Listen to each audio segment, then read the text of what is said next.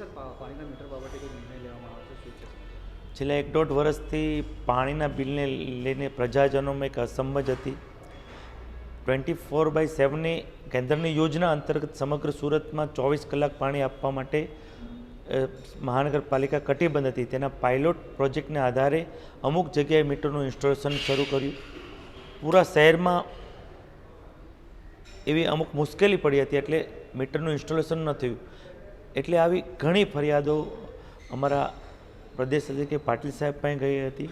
અને તાજેતરમાં જ મુખ્યમંત્રી જ્યારે બધા જ કોર્પોરેટરમાં 1 by 1 મળ્યા ત્યારે પાણીનો પ્રશ્નની ફરિયાદ શહેરીજનોની મુખ્યમંત્રીશ્રીને પણ કરી હતી. 1-1.5 મહિના પાટીલ સાહેબે મને ચેરમેનશ્રી બોલાવીને કીધું કે શહેરીજનો છેલ્લા 30 વર્ષથી ભારતીય જનતા પાર્ટીની સાથે ખડે પગે ઊભી રહે છે, આનો સુખદ નિરાકરણ લાવવો જોઈએ. 1-1.5 મહિનાથી ચેરમેનશ્રી અને અધિકારીઓશ્રી બેસી અને એક સારો નિર્ણય ગઈકાલે ચેરમેનશ્રીએ સુમોટો ઠરાવ કર્યો છે. 1.5 ઇંચના જે કનેક્શન છે તે તમામ ફ્રી કરવામાં આવ્યા છે. જ્યાં જ્યાં મીટર લાગ્યા છે તે કાઉન્ટિંગ માટે જ લાગ્યા છે. હવે પછી તેમાં કોઈ બિલ જનરેટ નહીં થાય. એરિયા બેઝ આકારણીના હિસાબે જે પહેલાં પ્રમાણે હતું તે પ્રમાણે વેરા બિલમાં આમે જ કરી દેવામાં આવ્યું છે.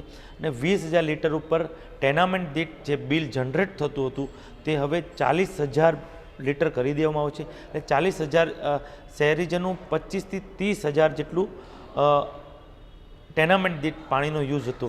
તેના હિસાબે 40,000 લીટર ફ્રી કરી દેવામાં આવ્યું છે. અને ગઈકાલે એક સુખદ નિરાકરણ તમામ સુરતીઓ માટે શાસકો લાવ્યા છે.